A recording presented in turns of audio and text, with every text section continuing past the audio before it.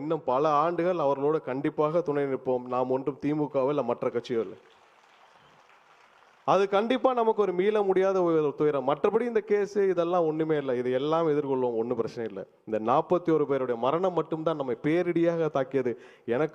என்னை பொறுத்தவரை நம் தலைவர் வாழ்நாள் முழுவதும் இதிலிருந்து மீள மாட்டார் என்பதில் கண்டிப்பாக உறுதியாக நிச்சயமாக இருக்கிறோம்.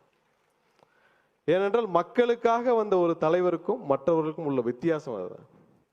இந்த திமுகவும் சரி, அவர்களை சுற்றி இருப்பவும் சரி, என்னைக்கும் மக்களுக்கு இல்லை, இந்த தமிழகத்துக்கு இல்லை, எதையுமே இவர்கள் கண்டுகொள்ள மாட்டார்.